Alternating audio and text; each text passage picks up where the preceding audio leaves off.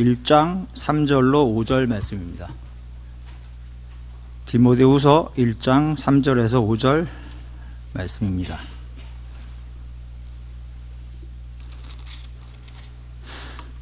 신약전서 343페이지 되겠습니다.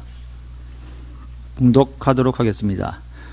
내가 밤낮 가운데 간구하는 가운데 쉬지 않고 너를 생각하여 청결한 양심으로 조상적으로부터 섬겨오는 하나님께 감사하고 내 눈물을 생각하여 너 보기를 원함은 내 기쁨이 가득하게 하려 함이니 이는 내 속에 거짓이 없는 믿음이 있음을 생각함이라. 이 믿음은 먼저 내 외조모 로이스와 내 어머니 유니게 속에 있더니 내 속에도 있는 줄을 확신하노라. 아멘.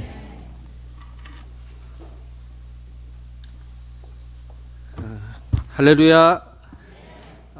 오늘 우리 오빠들이 찬양을 하니까 다들 너무 좋아하시는 것 같아서 예, 그 앵콜이 나올 뻔했는데 예배 시간이라 다들 절제한다고 너무 고생하셨습니다.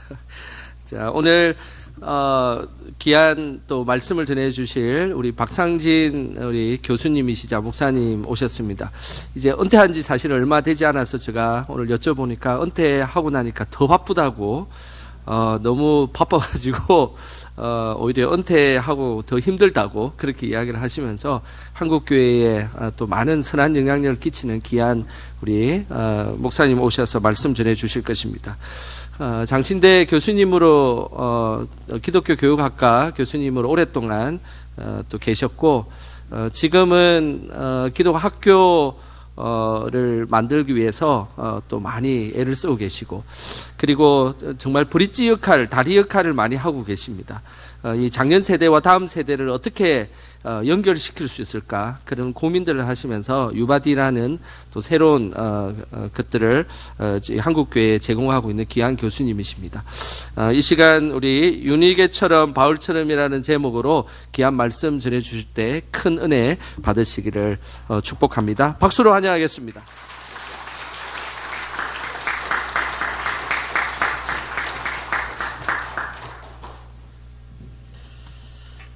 제가 다른 목사님들 만나면 별로 열등감을 안 느끼는데 우리 강태신 목사님 만나면은 뭐 얼굴도 잘생기셨고 키도 저보다 크고 씩씩하시고 거기다가 또 성품도 좋으시고 또 거기다가 영적인 능력도 있으시고 예, 참 좋은 목사님 또 함께 여러분들 동역할 수 있게 돼서 정말로 축복을 드리고 또 응원을 합니다. 제가 어느 교회를 가나 그 교회가 어느 정도 역량이 있는 교회인지를 알기 위해서는 안수 집사님을 봅니다. 그러니까 안수 집사님이 누구냐가 그 교회가 미래지향적으로 희망이 있는 교회인지를 보여주는 하나의 그 증거가 되는 거예요. 물론 장로님들이 계십니다만은 장로님들은 이제 현상을 잘 유지하시고 또 이렇게 전통을 계승하셔가지고 뭔가 이렇게 안정되게 교회를 이제 운영하시는 그러한 역할이 가장 중요하다고 한다면은 뭔가 이렇게 창의적으로 또 뭔가 이렇게 신선하게 또 새롭게 그 교회를 변화시켜 나가야 될 주축이 누구냐? 오늘 찬양하신 우리 안수 집사님들인 줄로 믿습니다. 근데 찬양을 드리니까 정말 아주 영광교회가 아주 희망이 넘치는 것 같습니다. 우리 다시 한번 우리 박수로 우리 격려를 해주시기 바랍니다.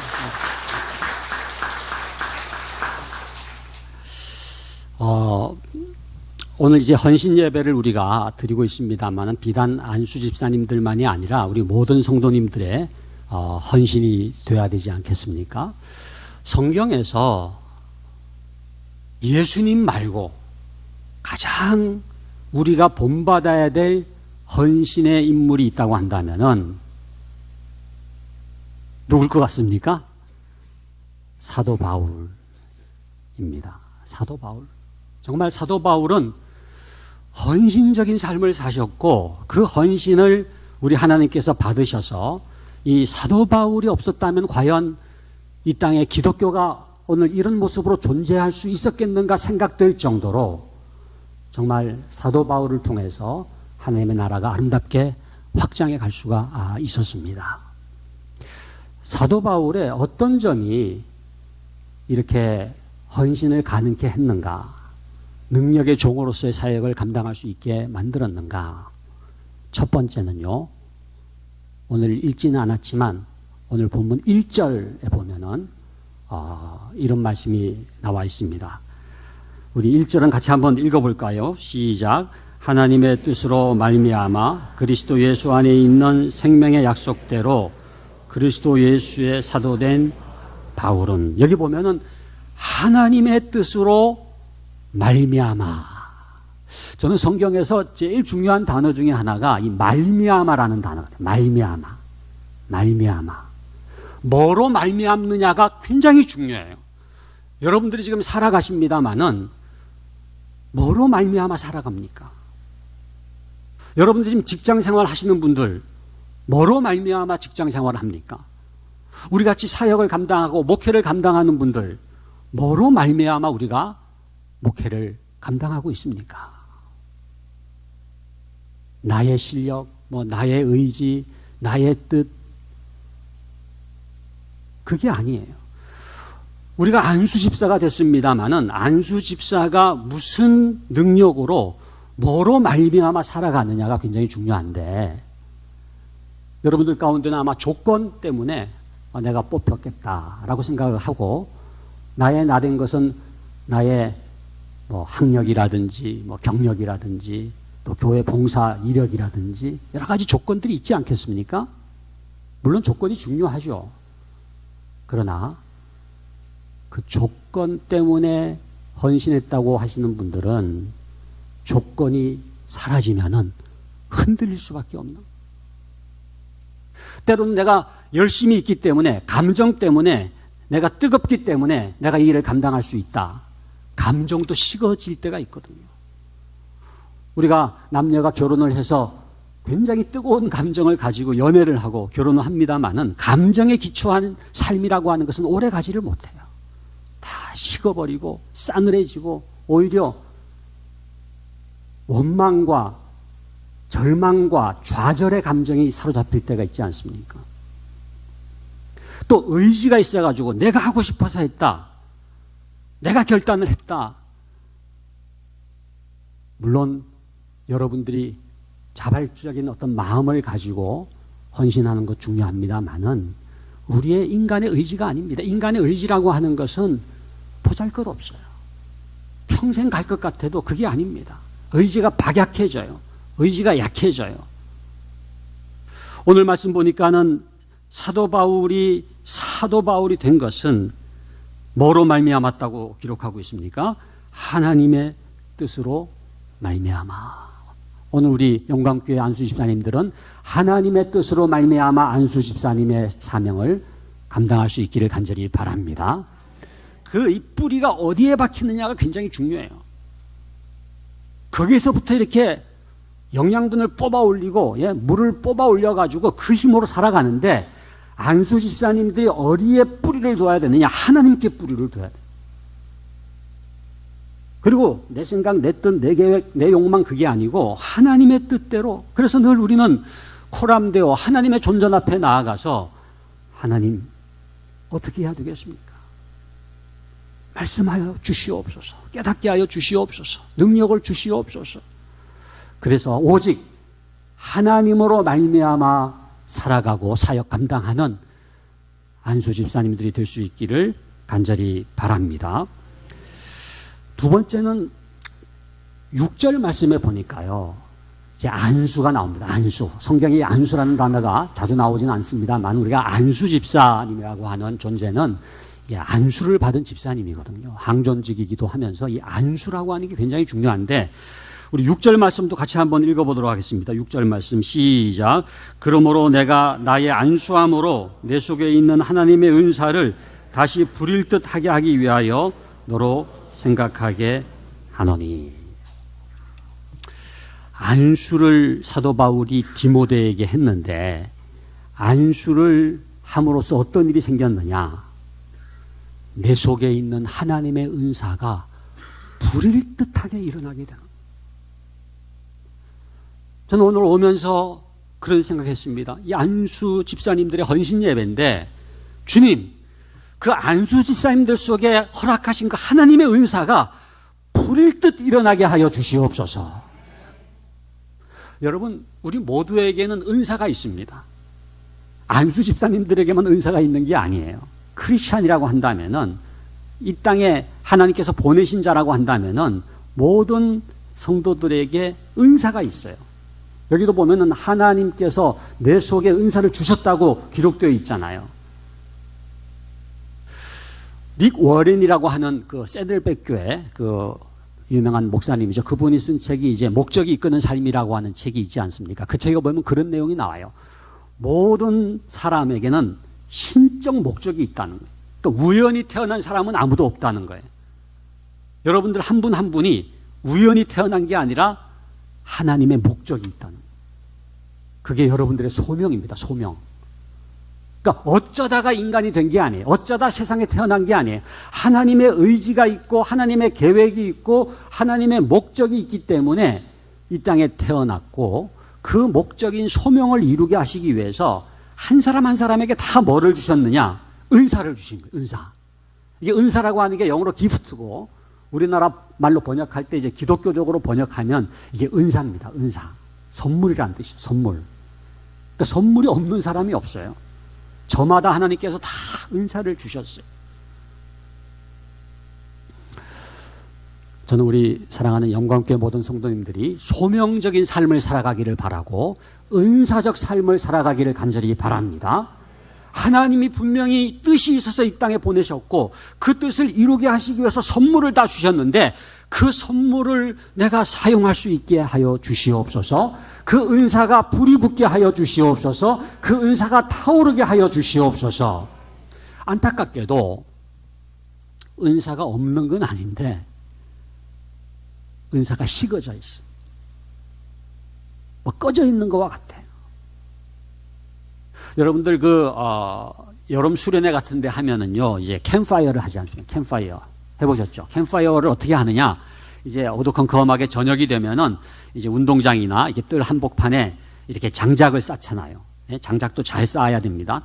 해가지고 이제 기름을 붓고 다 준비한 다음에 이제 불에 초청거려가지고, 제가 이제 교육전도사 할 때에는 이제 나무 위에 올라가든지 아니면 지붕 위에 올라가가지고 이렇게 불을 딱 붙여가지고 줄을 연결해가지고 샥 이렇게 점화를 시키면은 팍 해가지고 이제 캠파이어 그 장작더미에 이제 불이 붙잖아요.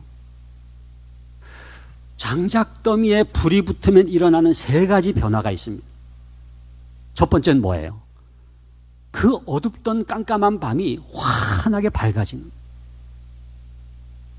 두 번째는 뜨거운 열기가 그냥 솟구치는 거예요. 뒤로 그냥 물러설 정도로 뜨거운 열기가 뿜어져 나오는 거예요.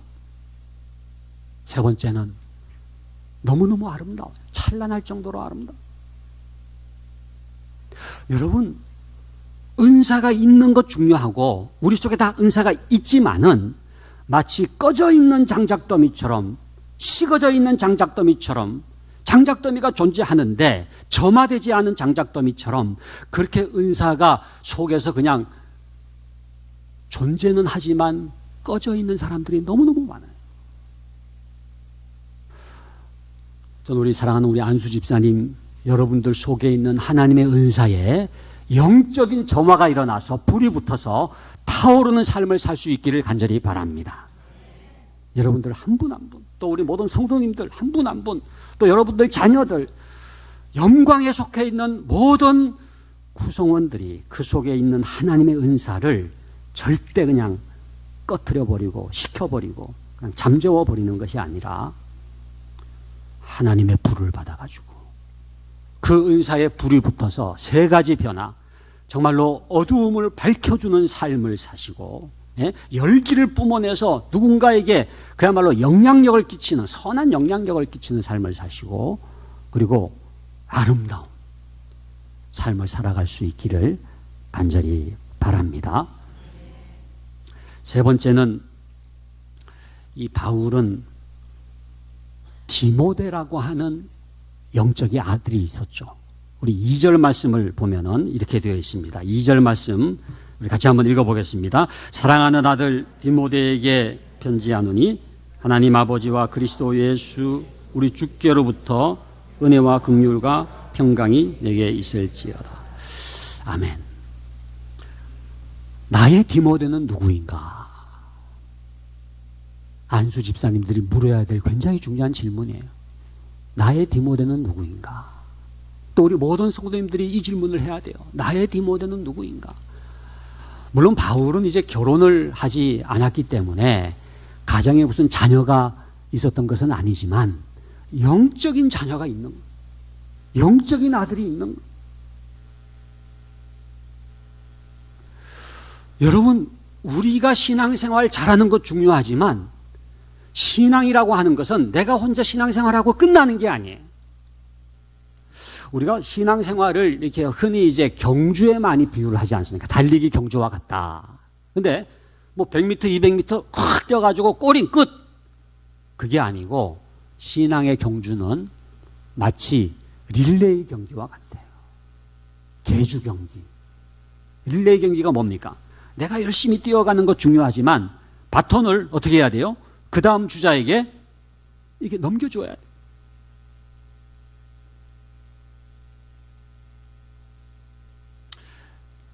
이번에 그 파리 올림픽 때 남자 400m 계주 경기 우승 후보였던 미국 선수들이 탈락을 했습니다. 그야말로 완전 우승 후보였어요. 다들 그냥 미국이 우승하는 줄 알고 있었는데 왜 탈락을 했느냐?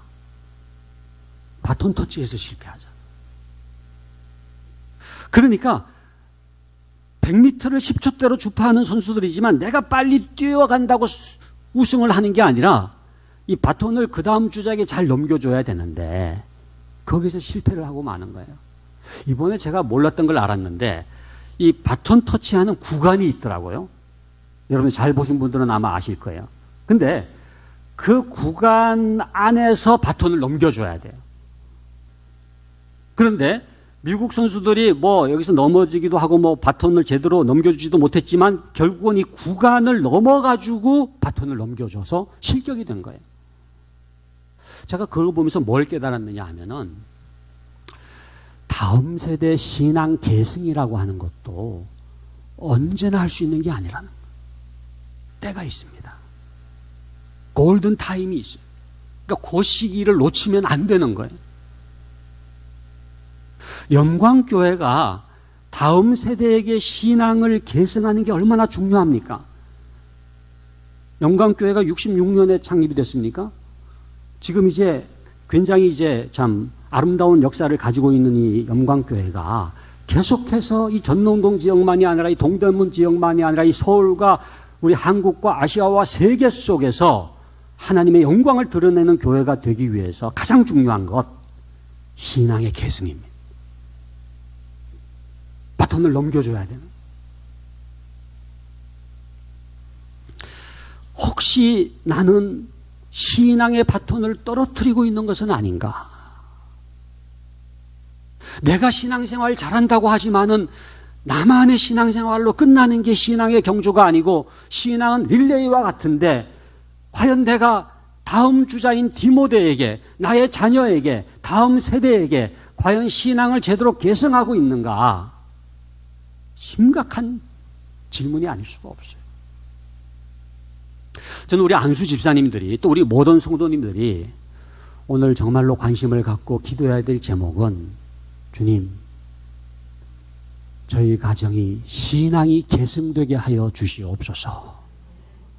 제가 신앙생활 한다고 이렇게 애를 쓰지만은 저만이 아니라 제 자녀 그리고 손주들 해서 마치 아브라함과 이삭과 야곱과 요셉으로 이어지는 믿음의 가문처럼 그렇게 신앙이 계승되게 하여 주시옵소서. 이것은 한 개인의 기도 제목일 뿐만 아니라 우리 영광교회의 가장 중요한 기도 제목이에요. 하나님께서는 이 신앙 계승의 사명을 첫 번째로 누구에게 주셨느냐 하면은요, 부모에게 주셨어요. 부모. 신명기 6장 7절에 보면은 쉐마의 말씀이 나오잖아요. 뭐라고 나옵니까? 내 자녀에게 부지런히 가르치며, 내 자녀에게 부지런히 가르치며. 하나님께서 가정을 허락해 주시고 우리들에게 자녀를 허락해 주신 것은 그 자녀를 믿음으로 양육하라고 우리들에게 책임을 맡겨주신 거예요. 사실은 그 자녀도 하나님의 자녀잖아요.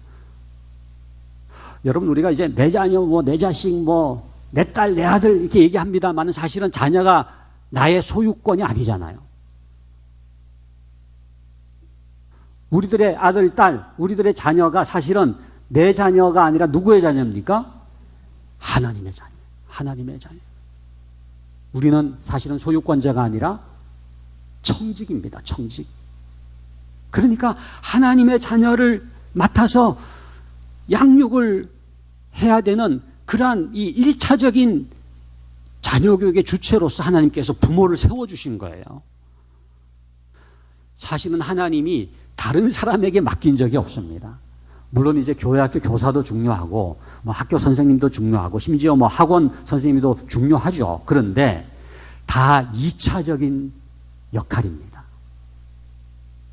다시 말씀드리면 하나님께서 1차적으로는 부모에게 맡겨주셨는데 그 부모를 도와주는 사람들이에요. 그러니까 학교 선생님도 부모를 도와주는 거죠. 그래서 부모가 그 학교에 학생을 위탁을 해서 맡긴 거지 1차적인 책임이 부모에게 있는 거거든요.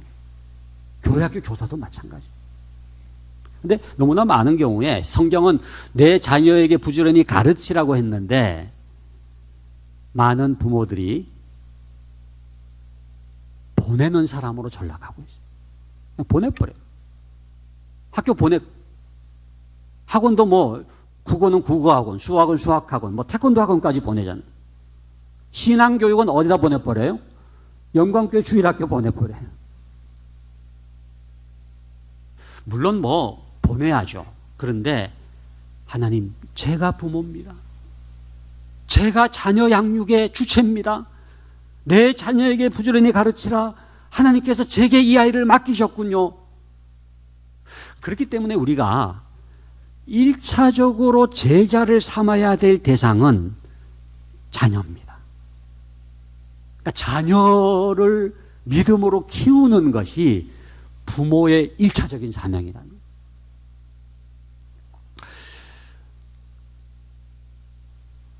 많은 경우에 부모들이 교회를 다닙니다마는 가정에서는 신앙 교육을 안 하는 경우가 많아요. 그래서 여러분들이 구분을 하셔야 될 게 교회 다니는 부모하고 크리스찬 부모를 구분해야 돼요. 그러니까 교회 다니는 부모는 누구냐? 교회를 다녀요. 여러분들 지금 교회 다니시잖아요. 오후 예배까지 나오신 분들은 정말 신앙이 좋은 분들이지 않습니까? 그래서 교회 봉사도 하고 성가대도 쓰고 주차 봉사, 주방 봉사 다 합니다만은 집에 와가지고 자녀들에게 신앙적인 대화를 하면서 가정 예배를 드리면서 뭔가 어떤 복음에 대해서 얘기를 해야 되는데 신앙적인 대화를 하지 않고 성경 같이 읽지 않고 가정 예배 드리지 않는 그런 부모는 그냥 교회를 다니는 부모에 불과한 거죠. 이러한 교회 다니는 부모 밑에서 자라나는 아이는요, 안 믿는 집에서 자라는 아이와 거의 다를 바가 없어요. 그러니까 부모님은 예수를 믿는데 자녀 교육은 그냥 세속적인 거예요. 너 그래가지고 인서울 하겠어? 너 그렇게 공부해가지고 무슨 2호선 타겠어?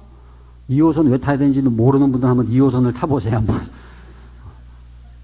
그러니까 그런 얘기는 하는데 왜 학원 안 갔어? 이런 얘기는 하는데 예수님 얘기, 신앙 얘기, 영생 얘기, 부활 얘기, 복음 얘기를 하지 않고 늘 세속적인 교육만 한다면은 이 아이는 여러분 그 부모로부터 신앙적인 영향을 받겠습니까? 아니면 세속적인 영향을 받겠습니까?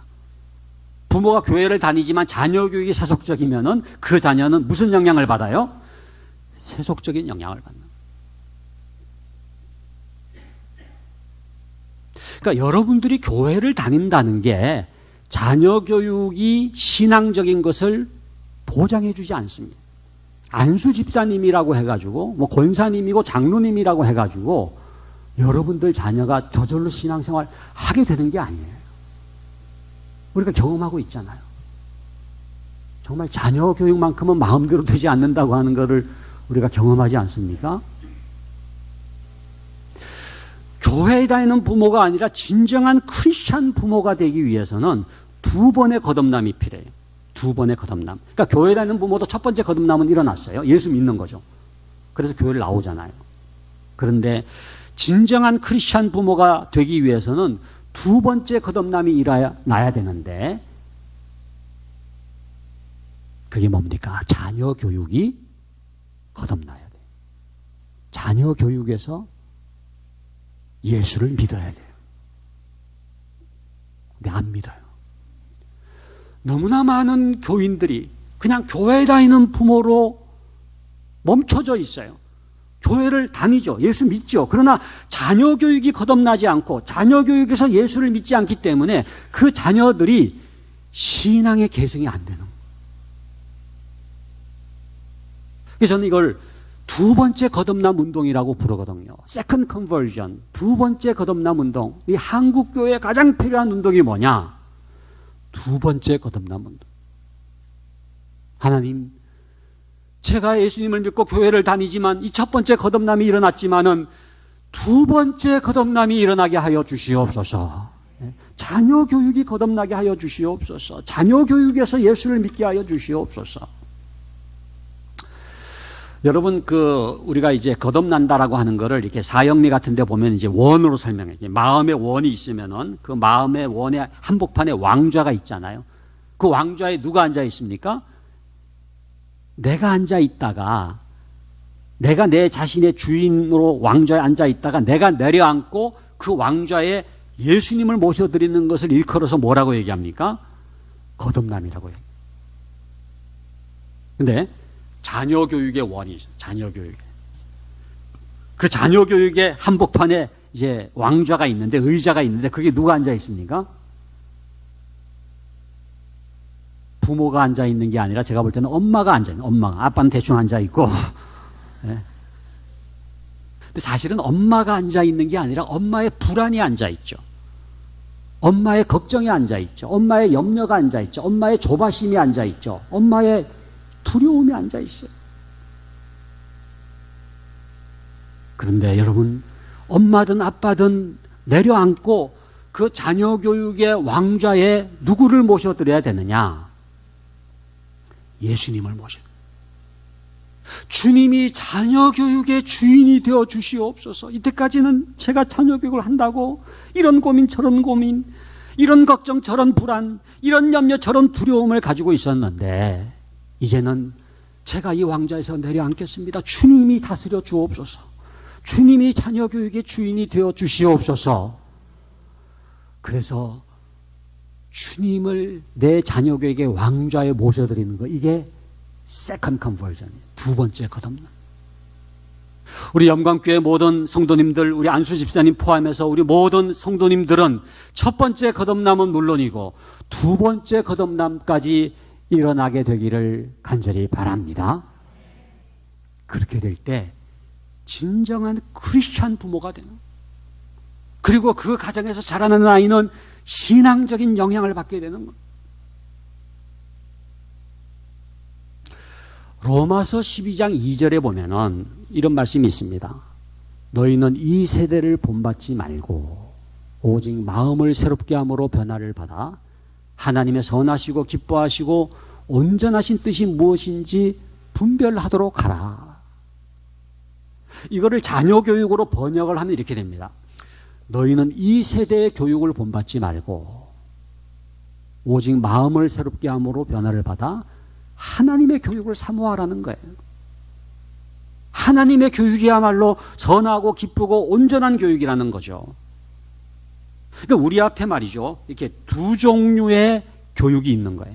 하나는 이 세대의 교육이 있고 세속의 교육, 안 믿는 사람들도 똑같이 하는 교육이 있잖아요. 다른 한쪽으로는 뭐예요? 하나님의 교육이 있어요. 12장 2절 그 뒷부분에 보면은 분별하도록 하라. 분별하도록 하라. 너희는 이 세대를 본받지 말고 마음을 새롭게 함으로 변화를 받아 하나님의 선하시고 기뻐하시고 온전하신 뜻이 무엇인지 그 다음에 분별하도록 하라. 그 단어 굉장히 중요합니다. 이 분별이라는 단어가 무슨 뜻이냐, discernment라고 하는 이 단어가 무슨 뜻이냐, 구별을 하라는 거예요. 내가 지금 하는 자녀 교육이 세속적인 교육인지 하나님의 교육인지를 구분을 하라는 거예요. discernment. 분별을 하라는 거예요. 우리가 영분별이라는 말 들어보죠. 영분별. 영분별이 뭡니까? 성령인지 악령인지, 예? 성령의 역사인지 악령의 역사인지가 겉으로 보면 구분이 안 돼요. 그런데 기도하면서 믿음으로 말씀으로 조명해 보면은 악령의 역사인지 성령의 역사인지가 이게 구별이 되잖아요. 이게 영분별이거든요. 그런데 교육분별이 중요합니다. 교육분별. 우리 한번 따라하시다. 교육분별. 예. 자녀 교육을 분별해야 되는데 내가 하는 자녀 교육이 이게 그냥 세속적인 교육인지 이 세대의 교육인지 아니면은 하나님의 교육인지 이거를 구별을 해서 분별을 해서 만약에 내가 하는 교육이 하나님이 원하시는 교육이 아니라 이 세대의 교육이라면은 어떻게 해야 된다고요? 마음을 새롭게 함으로 변화를 받아서 하나님의 교육을 선택하라는 겁니다. 성경에 보면은요, 굉장히 다른 두 종류의 인물이 나옵니다. 자녀 교육에서 가장 성공한 인물하고 자녀 교육에서 실패한 인물로 나눌 수가 있는데, 자녀 교육에서 하나님 보시기에 마음에 합한 성공한 대표적인 인물 한 분을 꼽으라고 한다면은 아브라함을 꼽을 수가 있어요. 아브라함이 여러분 100세에 낳은 아들이 누굽니까? 이삭이잖아요. 근데 하나님께서 그 아브라함에게 이삭을 허락하신 다음에 시험을 했습니다. 테스트를 했는데 무슨 시험을 했느냐? 내 사랑하는 독자 이삭을 제물로 바치라는. 정말로 감당할 수 없는 시험입니다. 여러분 100세에 낳은 아들 눈에 넣어도 아프지 않은 그 이삭을 어떻게 제물로 바칩니까? 그 시험이 뭐냐 하면은 여호와를 경외하는지 아니하는지를 시험을 한 거예요. 아브라함은 사흘길을 가면서 온갖 번민에 사로잡혔을 겁니다. 야, 정말 이 이삭을 내가 제물로 바쳐야 되나? 그 키에르 케고르의 공부와 전율이라고 하는 소설에 보면은 굉장히 자세하게 묘사를 했습니다. 이 아브라함이 이 모리아산을 향해 가는 그 사흘길을 가면서 어떤 고민과 번뇌를 했을지를 굉장히 이렇게 소설로 잘 묘사를 하고 있어요. 내가 하나님을 택할 것인가, 이삭을 택할 것인가. 그런데 아브라함은 하나님을 택하면서도 이삭을 포기하지 않는 놀라운 방법을 깨달았는데 그게 뭐냐 하면은 히브리서 11장에 그런 말씀이 나옵니다. 하나님께서 이삭을 살리실 줄로 믿었음이니라.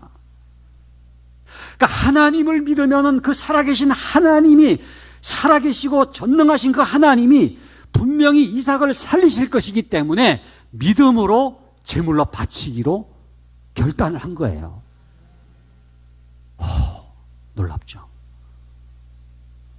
그러니까 하나님께서 그 아브라함을 부르셔서 아브라함아 아브라함아 그 아이에게 손을 대지 말라라고 말씀하시면서 칭찬을 하시기를 내가 이제야 네가 여호와 경외하는 줄을 아노라. 그래서 이 아브라함이 어떻게 믿음의 조상이 됐느냐? 많은 분들이 그냥 무조건적 선택이다라고 얘기합니다만은 제가 볼 때는 제가 이제 교육을 전공한 기독교 교육자로서 이렇게 보게 되면은 이유가 있어요. 근거가 있어요. 그게 뭐냐면은 여호와를 경외하는 아브라함의 이 믿음이 여호와를 경외하는 자녀 교육으로 이어지게 된 거예요.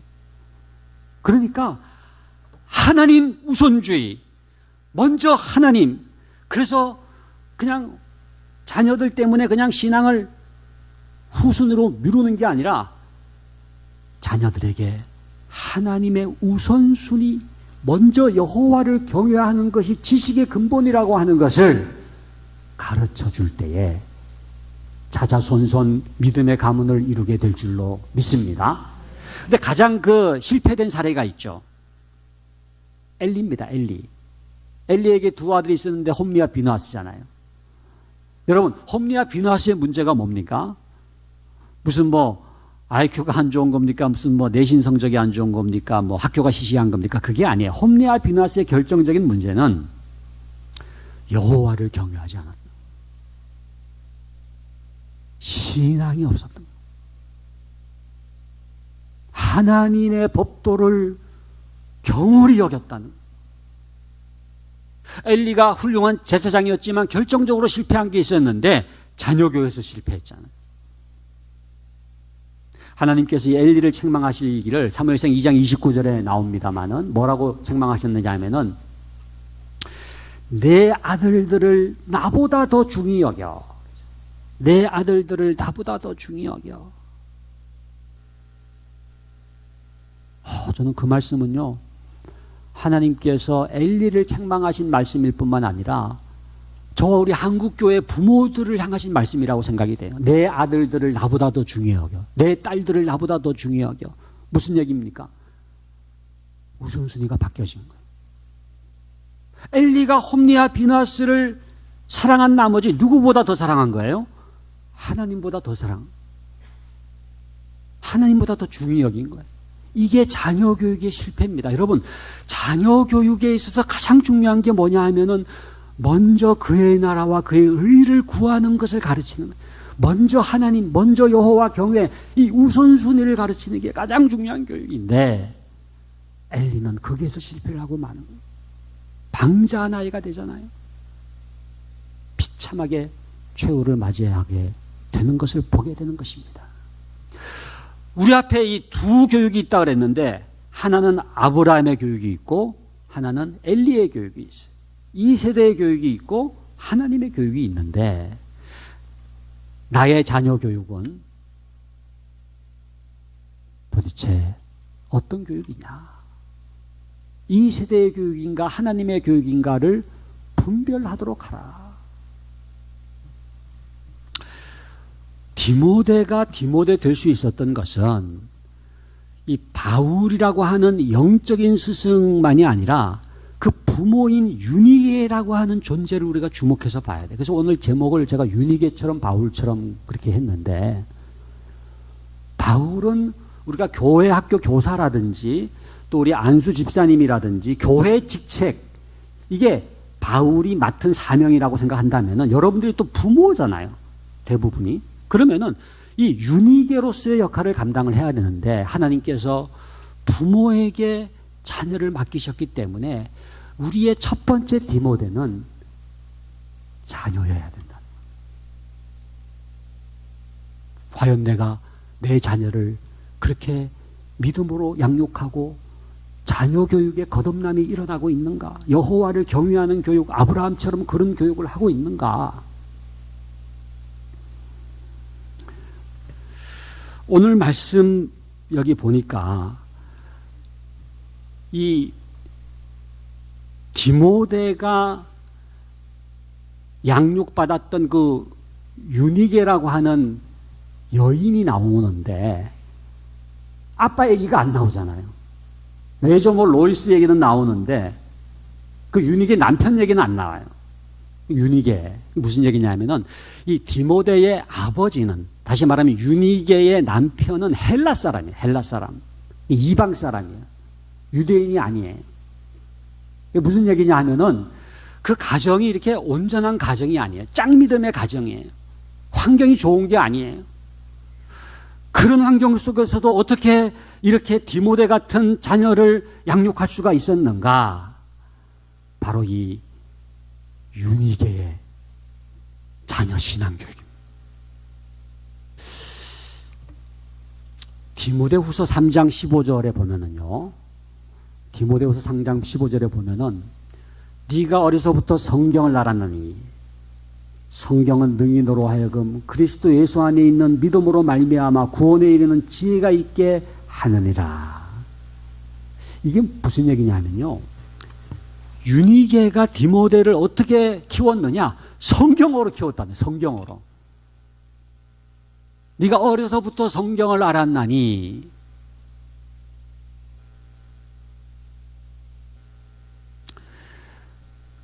여러분, 부모가 교육하는 게 아니고 성경이 교육을 하는 것입니다. 그러니까 부모의 사명은, 또 우리 교회학교 교사도 마찬가지고 우리 구역장도 마찬가지고 우리 목회자들도 마찬가지입니다. 사실 우리의 사명은 내가 가르친다가 아니라 나는 성경을 가르치면은 성경이 변화를 시키는 거예요.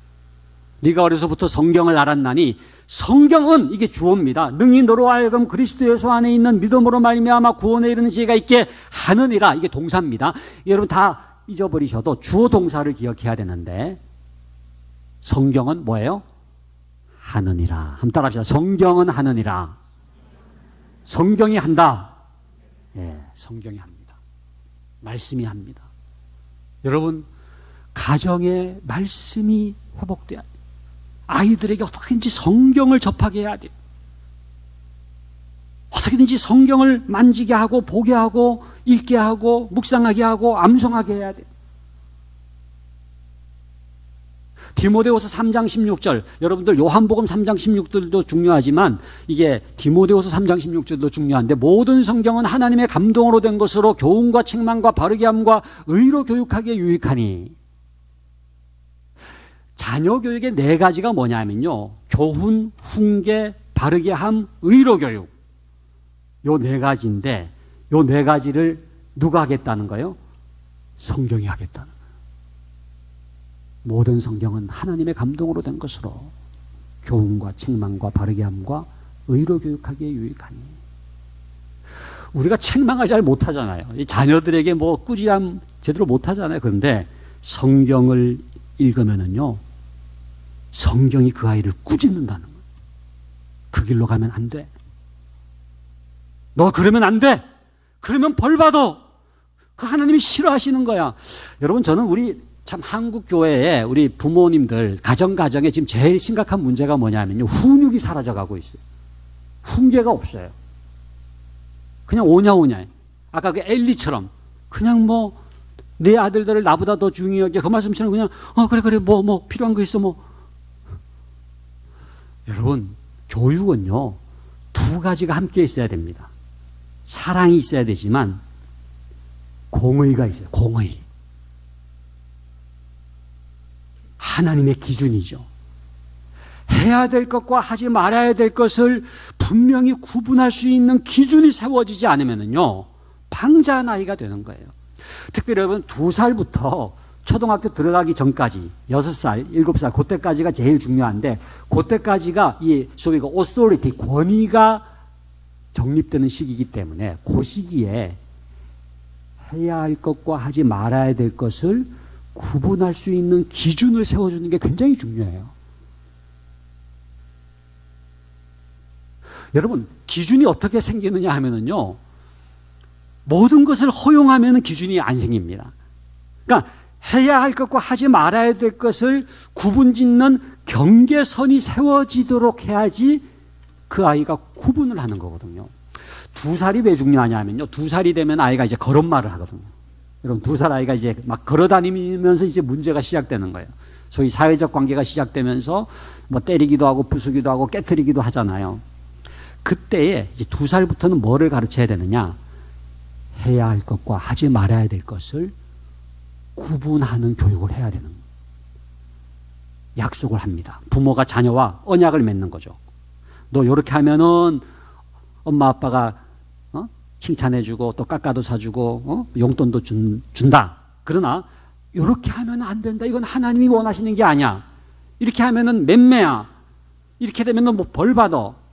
이거는 하나님이 기뻐하시지 않아. 그래가지고 언약을 맺은 다음에는요, 그 아이가 올바른 일을 했을 때는 박수를 쳐주지만 만약에 해서는 안 될 것을 했다. 어떻게 해야 돼요? 징계를 해야 되는 거예요. 징계. 때리라는 얘기가 아니에요. 그 아이를 사랑한다면은 징계가 없으면 사생자요 참마들이 아니니라라고 하는 말씀은 뭡니까? 여러분 잠언서에 보면은요, 이 징계가 얼마나 중요한지 지혜자는 징계를 한다는 말씀이 나오잖아요. 무슨 얘기냐 하면은 하지 말아야 될 것을 했다고 한다면은 그것은 하면 안 된다라고 하는 분명한 사인을 줘야 되는 거예요. 그래야지 해야 할 것과 하지 말아야 될 것을 구분짓는 이 경계선이 세워지는 거예요. 근데 지금 우리나라는 이게 안 되는 거예요. 여러분들 미국이라든지 이런 유럽이나 이런 나라에서는 오히려요 이렇게 잘못하잖아요. 그러면은 때리는 게 아니라 독방으로 보내가지고 완전히 반성문을 쓰고 격리를 시킵니다. 철저하게 이게 잘못됐다라고 하는 사인을 주는 거예요. 그런 훈육이 사라지다 보니까 말씀이 그 아이들을 교육하는 이것이 사라지다 보니까 방자한 아이들이 돼서 초등학교에 들어가면은요 학교가 감당을 못하는 거예요. 저는 서희초 그 교사 사건도 일면 좀 그런 면이 있다고 봐요. 지금 너무나 많은 경우에 아이들이 이 경계선이 없는 아이들, 말하자면 구분을 못하는 그런 채 초등학교에 들어가면은요 학교 선생님이 어떻게 뭐 할 수가 없어요. 왕의 DNA 같은 게 이제 있는 거예요. 막 내 마음대로 다 하려고. 천상천하 유아독존. 근데 이제 교대 나온 선생님들은 얼마나 그냥 범생이처럼 이렇게 공부해가지고 이렇게 선생님 됐는데 사자나 이런 호랑이 같은 애들이 막 들어오니까 토끼 같은 선생님이 감당을 못하는 거예요. 여러분, 성경 말씀이 우리 자녀 교육의 기준이 될 수 있기를 간절히 바랍니다. 말씀을 가르치고 성경을 가르치고 주의 훈계로 양육하게 될 때에 그 자녀들 마음속에 다림줄같이, 여러분 벽돌 쌓을 때 똑바로 쌓기 위해서 내리는 추가 있지 않습니까? 뭐가 하나님을 기쁘시게 하는지에 대한 기준이 생기는 거예요. 반듯한 아이가 되는 거예요. 그러면 어디 갖다 놔도 돼요. 여러분, 공부라고 하는 거는요 이 반듯하게 되면은요 그 열매로 나타나게 되는 겁니다. 저는 이 여호와를 경외하는 것이 지식의 근본이다. 이게 너무너무 말씀도 좋고 정말 교육학적으로 너무나 중요한 성경 규절이기 때문에 이게 여경지근의 교육이다 그래가지고 책도 제가 두란노에서 책을 냈습니다마는 여호와를 경외하는 신앙이라고 하는 게요 성품을 변화시키고 그 열매로 학업에까지 영향을 끼치는 거예요. 정말 반듯한 아이가 되고 하나님 앞에서 올바른 태도를 갖잖아요. 성품을 갖잖아요. 그러면 누가 없어도 아무도 없네 그러서 대충 하는 게 아니라 아무도 없지만 하나님의 존전 앞에 있다고 생각하고 코람되어 하나님 앞에 있다고 생각할 때에 신실한 겁니다. 진실한 겁니다. 성실한 겁니다. 정직한 겁니다. 그 아이는요 분명히 좋은 열매를 맺게 될 줄로 믿습니다. 그러니까 학업이라고 하는 것, 탁월성이라고 하는 거는요 이 신앙과 이 신앙적인 성품의 열매예요. 열매. 그러니까 이거 버리고 그냥 공부 어리석은 일입니다. 제가 이제 작년도에 그 장로의 신학대학교 교수를 정년 퇴임하고 이제 한동대 지금 석좌 교수로 가 있습니다. 제가 지금 그래서 한동대라고 포항에 기독교 대학이 있지 않습니까? 2년째 지금 학생들을 가르치고 있는데 한동대가 무전공제 무슨 얘기냐면은 들어올 때 무슨 과가 없어요. 1학년 때는 무조건 무전공제. 그러니까 2학년 때 이제 전공을 선택하거든요. 그럼 1학년 동안 뭐 하느냐? 예배 드리고 채플. 그다음에 신앙 과목이 9학점이나 이제 신앙 과목을 들어요. 그다음에 팀이라 그래가지고 이 기숙사 안에 팀이라 그래서 한 교수님이 20명 정도 학생들하고 이렇게 인격적인 관계를 맺으면서 신앙적인 상담도 하고 진로 상담도 하고 교제를 합니다. 같이 기도도 하고 성경도 읽고.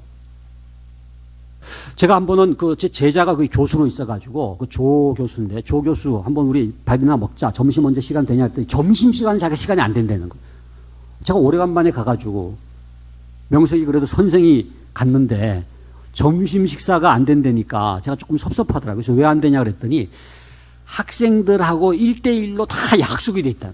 그러니까 1대1로 교수가 점심시간마다 학생들하고 신앙 상담을 하고 이렇게 진로 지도를 하기 위해서 선약이 다 돼 있는 거예요. 그 얘기 들으니까 아이고 됐다. 그러면은 정말 좋은 일 하고 있구나.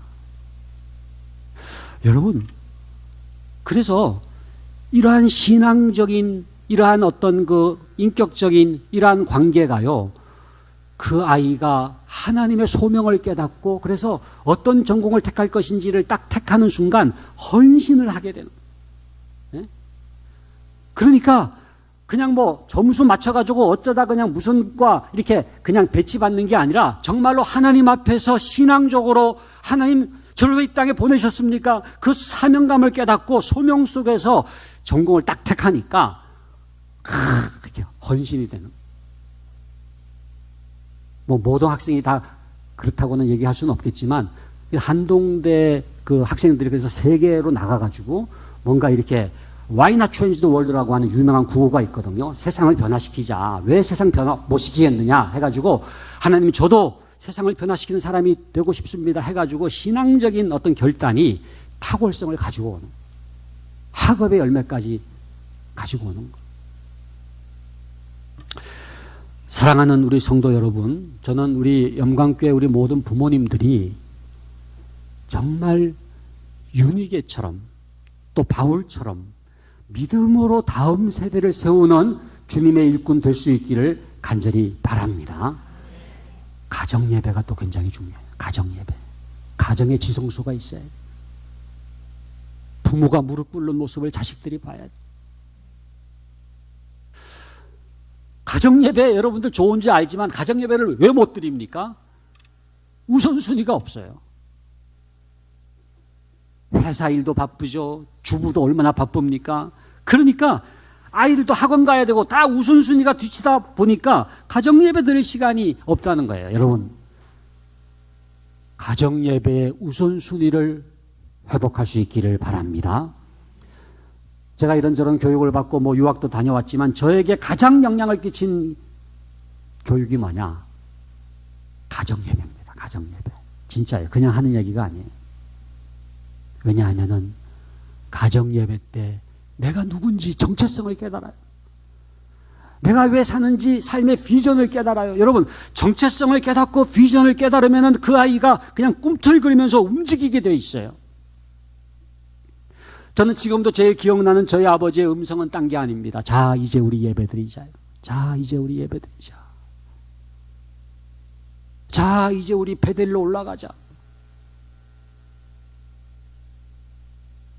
너희가 이 땅에 발을 딛고 살지만 너희는 하나님의 백성이란다. 그 하나님의 자녀의 정체성, 하나님 백성의 정체성, 이거를 딱 심어주고 왜 사는지 목적이 딱 잡히면은요, 스스로 시동을 거는 거예요. 요즘 아이들이 왜 공부를 안 하느냐? 왜 공부하는지를 몰라서 그래요. 그러니까 우리나라는요, 계속 억지로 공부를 시키는데 그래가지고는 안 됩니다. 왜 공부하는지 그 목적을 깨달으면은요, 모티베이션, 동기 유발이 되는 거예요. 닐 포스트만이라고 하는 유명한 교육학자가 쓴 책이 교육의 종말이라는 책인데, 영어로 The End of Education, END라고 하는 게 뭐냐면 종말, 끝이라는 뜻도 있지만 목적이라는 뜻이 있거든요. 그 책에서 그분이 뭐라고 얘기하느냐 하면은 목적을 잃어버리면 끝장이라는 거예요. 그러니까 가장 중요한 게 내 삶의 목적을 깨닫는 거예요. 그러니까 우리의 자녀들이, 우리 영광교회 다음 세대들이 제일 중요한 게 뭐냐 하면은 내 삶의 북극성이 뭔지, 내가 어디를 보고 행해 가야 되는지, 내 삶의 목적과 비전을 딱 깨달으면은요, 스스로 시동을 거는 거예요. 자기 주도적 학습이라고 하는 게 딴 게 아닙니다. 목적을 깨달으면은 스스로 하게 되는 거예요.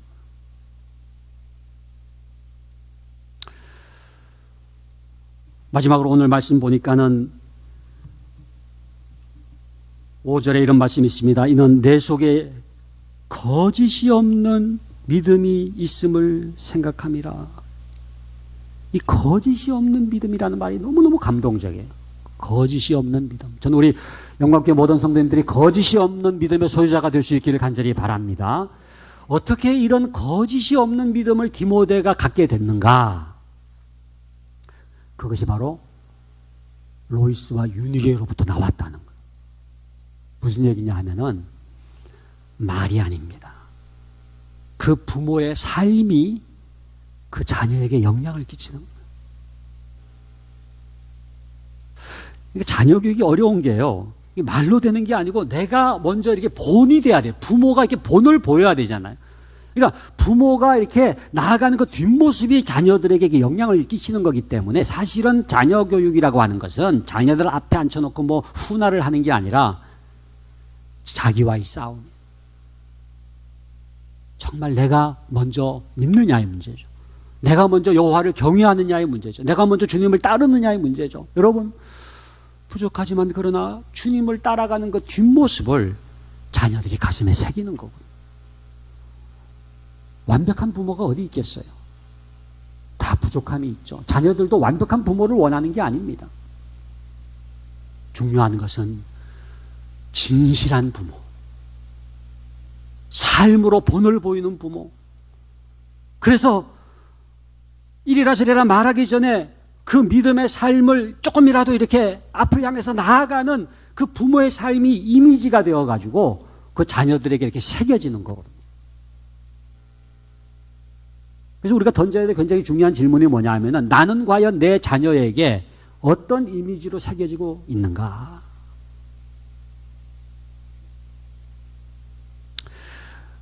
그 찬송가 199장이 이거 윌리엄스 목사님이 이제 작사한 나의 사랑하는 책이라고 하는 유명한 찬송가 있잖아요. 그죠? 그 나의 사랑하는 책이라고 이렇게 제목이 붙어서 사실은 My Mother's Bible이에요. 그러니까 나의 사랑하는 책이 나의 어머니의 성경책.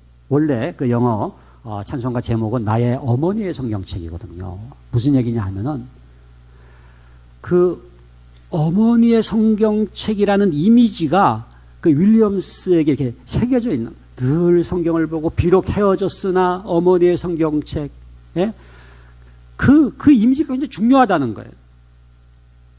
또 어머니의 무릎 위에 앉아서 그 어머니의 무릎, 늘 그 어머니의 무릎 위에 앉아가지고 성경 말씀 듣던 그 어머니께서 나를 무릎 위에 앉혀놓고 말씀 들려주셨던 그 어머니의 무릎이 이렇게 이미지로 남아있는. 그 다음에 어머니의 눈물 많이 흘린 건 내가 잊지 않고 기억합니다. 늘 이렇게 성경을 읽고 기도하시다가 이렇게 우시는 그 어머니의 그 눈물이 이렇게 이미지로 남아있는.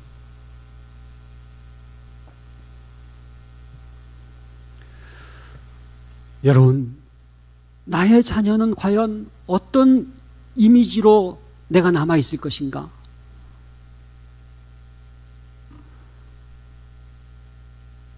그건 쇼로 되는 게 아니지 않습니까? 너 언제 들어와라 해가지고 책상에 이렇게 성경책 펴놓고 들어와 해가지고 이렇게 성경 읽는 것처럼 기도하는 것처럼 이렇게 그걸 보여줄 수가 없잖아요. 바리새인처럼. 진실함이 자녀 교육입니다. 진실함이 자녀 교육. 그러니까 진실함에서 우리가 한 발자국이라도 우리가 신앙적인 삶을 살아가는 것 자체가 자녀 교육입니다.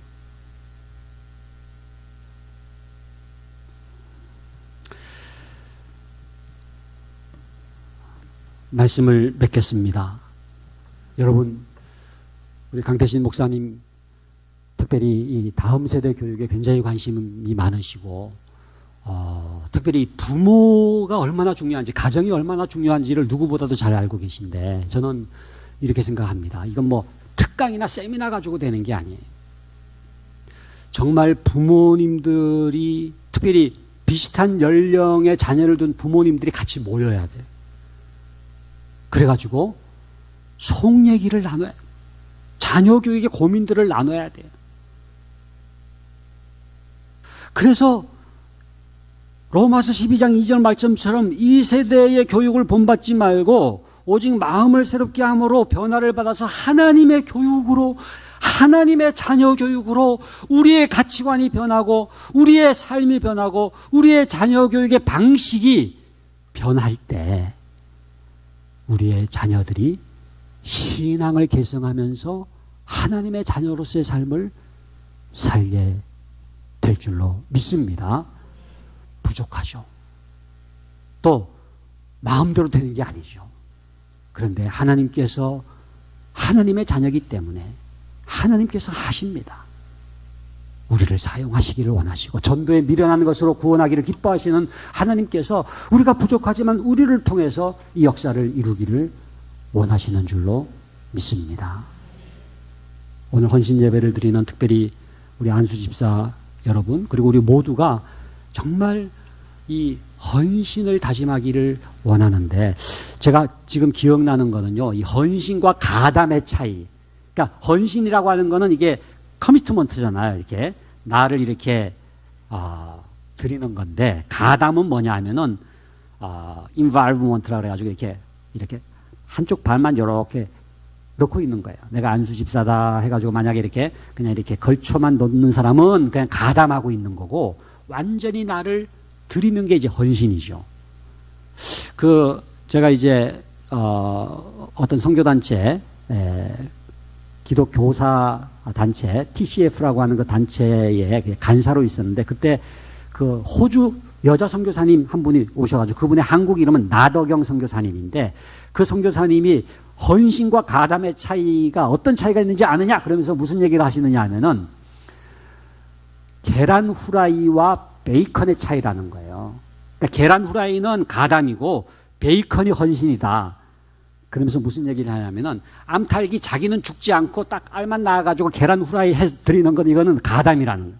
하나님 뭐 계란 후라이 드시고 싶어요? 그러면 제가 계란 후라이 해드릴게 해가지고 자기는 죽지 않고 드리는 요리 요건 이제 가담이다.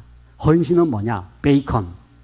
이건 뭐냐 하면은 돼지가 자기를 죽여서 드리는 게 이게 헌신이라는 거예요. 베이컨은 돼지가 자기를 죽여서 드렸기 때문에 이게 헌신이다. 그러면서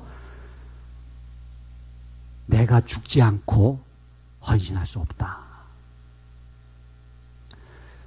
내 자아가 시퍼렇게 살아가지고 내 주장, 내 욕망, 내 뜻 이게 살아가지고 이건 헌신이 아니라는 거예요.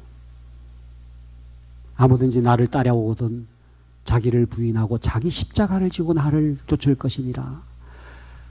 여러분 정말로 나는 죽어지고 주님만 사는 내 안에 하나님이 사시는 진정한 헌신의 삶을 사는 우리 모든 안수 집사님들, 우리 모든 성도님들, 특별히 우리 모든 부모님들 될 수 있기를 주님의 이름으로 간절히 축원합니다. 기도하겠습니다. 거룩하신 아버지 하나님 감사합니다. 오늘 우리 안수 집사님 헌신의 예배로 하나님께 드릴 수 있게 해주시고 또 윤희계처럼 바울처럼이라고 하는 말씀을 통해서 우리 모든 부모님들 우리 모든 성도님들이 다시 한번 어떻게 신앙 개성을 할 것인지를 생각하게 해주시니 감사를 드립니다. 아버지 하나님 정말로 우리가 바울처럼 윤희계처럼 살 수 있게 하여 주시옵소서. 하나님의 뜻으로 말미암아 뿌리를 하나님께 두고 살아갈 수 있게 하여 주시옵소서. 그냥 가담하는 것이 아니라 정말로 진정 헌신하는 우리를 죽어서 정말로 하나님께 온전한 제물로 드려지는 산 제사가 되게 하여 주시옵소서. 특별히 모든 부모님들 붙들어 주시고 우리가 참 자녀 교육이 어렵습니다. 그러나 믿음으로 하나님의 방법대로 말씀대로 자녀를 양육함으로 우리 영광교회 모든 가정의 자녀손들은 아름다운 믿음의 가문을 이룰 수 있게 하여 주시옵소서. 예수 그리스도 이름으로 기도하옵나이다. 아멘.